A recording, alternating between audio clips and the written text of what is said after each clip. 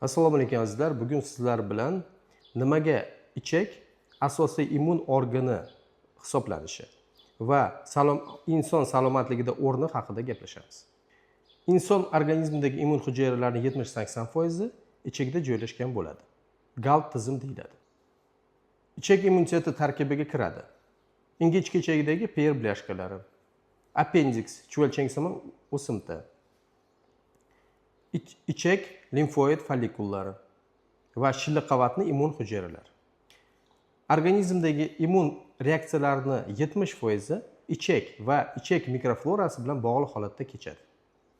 Oshqozon ichak tizimi bu og'iz bo'shlig'i, sulak bezlari, qizilo'ngach, oshqozon osti bezi, jigar va o't pufagi, 12 barmoq ichak, ingichka ichak va yo'g'on ichakdan iborat bo'lgan to'plam. Bu tizim konveyer kabi faoliyat yuritadi. Va bu konveyerni qaysidir bir a'zosida o'zgarish bo'lishi butun oshqozon ichak tizimini buzilishiga olib keladi. Bundan tashqari har birimizning ichagimizda murakkab bo'lgan ekologik tizim mavjud. Bu mikroflora.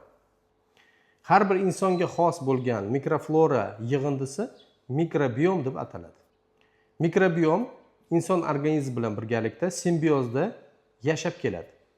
Va bu birlik o'zaro manfaatlarga qurilgan bo'ladi. Inson mikrobiomi tarkibida bakteriyalar, arxeylar, viruslar, zamburug'lar va sodda hayvonlar mavjud. Bular hammasi o'ziga xos vazifa va funksiyalarga ega. Endi hammasidan ko'ra yaxshiroq o'rganilgan bakterial mikroflora haqida gaplashamiz.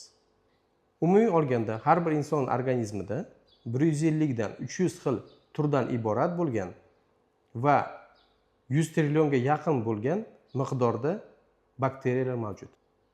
Katta inson organizmida bularni umumiy miqdori 2,5-3 kiloga to'g'ri keladi.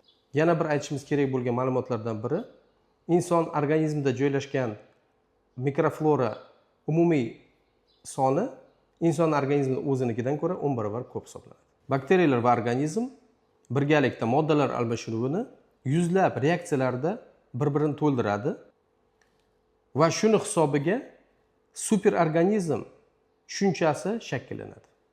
Ichakdagi bakteriyalarning 90% obligat doimiy yashovchi bakteriyalardan iborat.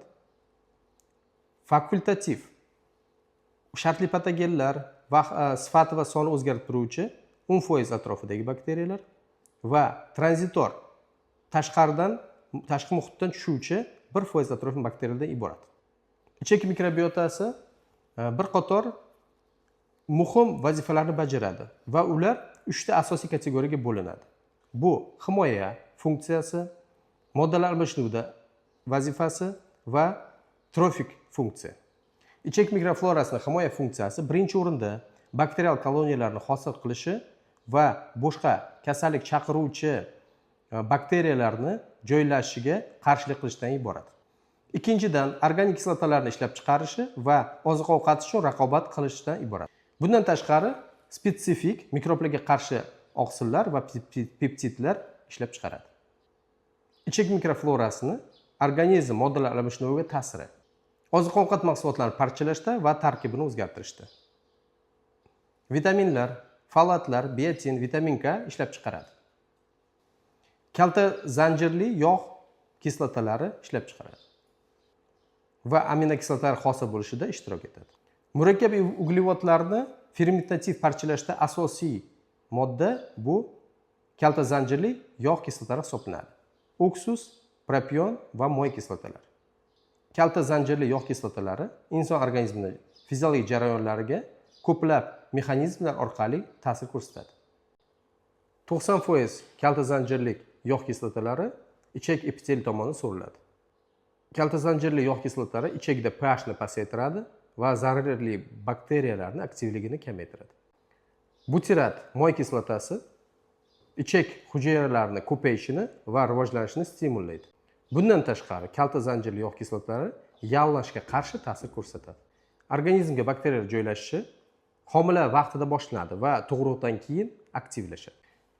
Chaqaloqning hayotining birinchi oylarida ichaklar kerakli bakteriyalar bilan to'lishni boshlaydi. Bunga tabiiy tug'ruq vaqtida onaning qinidan bifida va laktobakteriyalarni olishi, ona sutidagi kerakli bakteriyalar, atrof muhit bilan kontakt, bolaning ratsioniga turli mahsulotlarni asta-sekinlik bilan kiritib borilishi sabab bo'ladi. Bolaning immun tizimida ichak mikroflorasini ahamiyati juda ham yuqori. Ayrim bakteriyalar yaqqol immunitet shakllanuvchi xususiyatga ega hamda ichakda limfoid to'qimaning rivojlanishiga olib keladi. Kesir kesish yo'li bilan tug'ilgan bolalarda birinchi bo'lib onaning terisidagi stafilokok va streptokok bakteriyalar olishi aniqlanadi. Bola ichagida bifida va laktobakteriyalarning kamayishi boshqa zararli bo'lgan bakteriyalar ko'payishiga olib keladi va organizmning infeksiyaga qarshi kurashuvchanligi pasayishiga olib keladi. Tillarang stafilokokni bolalarning ichagida shakllanishi kelajakda bronxial astma va allergiyani rivojlanishiga yuqori xavf hisoblanadi. Aytish lozimki, bolani tug'ilishda birinchi olgan bakteriyalari kelajakda qanday bakterial komplekslarni hosil bo'lishini aniqlab beradi. Ona suti bilan boqish bolani kerakli bo'lgan bifida va laktobakteriya bilan ichaklarini to'ldirishga yordam beradi.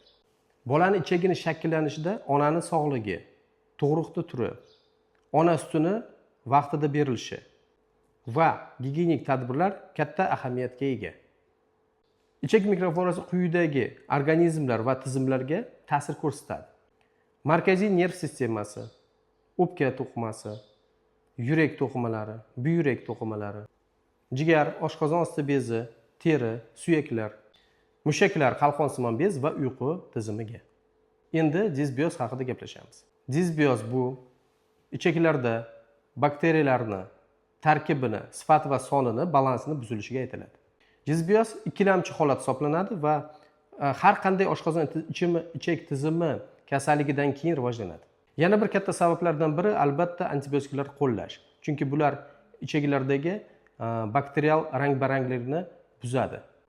Chet el adabiyotlarida bu holat ingichka ichakda ortiqcha bakteriyalar o'sish sindromi (SIBR) deb aytiladi. Immun tizimining asosiy katta qismi organizmni mikrobiota bilan aloqalarni nazorat qilishga yo'naltirilgan bo'ladi.